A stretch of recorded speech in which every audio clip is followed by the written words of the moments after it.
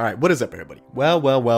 So to everybody who's been posting on my YNW Melly videos, he's guilty, bro. Shut up, bro. to everyone that's been posting that bullshit, I have a wonderful update for you. It's been over a year that YNW Melly and his boy who was driving the car the night of the deadly murders, it's been over a year that those two have been locked up in prison waiting for a trial with no bail. And of course, this is when narratives get created online. YNW Melly's team has been silent, but the government has been releasing all these photos that look crazy. And I showed them in my last video. You can see the bullet trajectories that the police are trying to prove that Melly did the killings from the back left seat, the busted up back window, the bullet shell that they found in a little plastic bag. But I have an update. Finally, there was a bond hearing. The state of Florida presented the judge with all the evidence, right? They came in, they had a year and a half to gather all this evidence. By the way, they still don't have any DNA of either of these two boys at the crime scene. You don't need DNA to prove that someone is guilty, but still. So the feds came with sworn statements from the defendant, Cortland Henry, the crime lab processing reports, which is the reports of the clothing, whether there was any bullet residue, blood, whatever they could find on YNW Bortland's clothes. They presented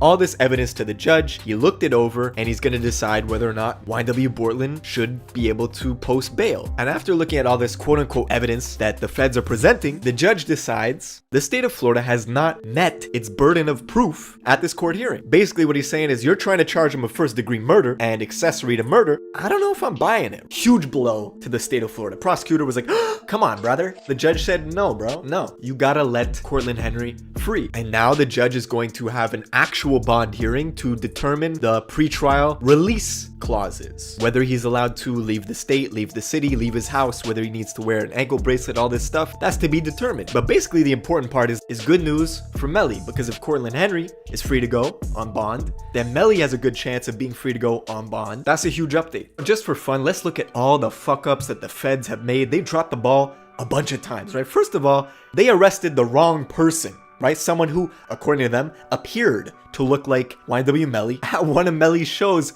in Washington, D.C. Like, that's how he knew to turn himself in the first place, right? Is that they arrested the wrong guy, and then Melly's like, oh shit, apparently I'm wanted for arrest. I'm gonna turn myself in. Now, of course, you got some dumb fucks on the internet that think if you turn yourself in, this means you're guilty. No, you turn yourself in because it's illegal not to. You have to let the process play out. Well, that's one fuck up. The second one is they still can't find DNA. It's been a year and a half. The cops don't have his DNA at the crime scene, which is funny because he's on camera getting into the car. How do you not find DNA? Did he slide into the window of the car? Like, how did he open the door to the car without leaving his DNA anywhere? DNA can last for like millions of years in proper preservation, and they can't find any of that at the crime scene. Then the third fuck up that they did, and this one's pretty important, is that they don't have a specialist who co-signed their theory on the bullet trajectory, right? Normally what they do is when they present evidence, they have to cite all the forensic specialists and all the scientists who co-sign their theories. The one slot that they did not fill out was the bullet trajectory theory implicating Melly from the back left seat as the shooter. They didn't get a specialist to co-sign that. So that's a fuck up. Now Melly, what he can do is he can use his millions of dollars to go out there and find the specialist, pay them to disprove this theory. And that, ladies and gentlemen, is how important money is in the courts. If Melly didn't have the money to pay a specialist to disprove these bullet trajectory theories, he would be fucked. And most people don't have that money. Imagine how many people are sitting in prison who just didn't have the money to fight the case. Crazy. Very interesting. The lawyer that used to represent YNW Melly in this case, his name on Instagram is Law Ronan. Very famous celebrity criminal justice lawyer. He no longer represents Melly because Melly actually upgraded his team. But the old lawyer is still following the case. A couple of weeks ago, he posted a photo of Melly and he said, "This will be a very interesting trial. I am no longer representing Melly in this matter, but I predict not guilty based on all the evidence that I have reviewed." And he also says that he believes bond will be granted to YNW Bortland, and most probably in the case of YNW Melly as well. And then someone asked in the comments, but if it wasn't him, then who did it?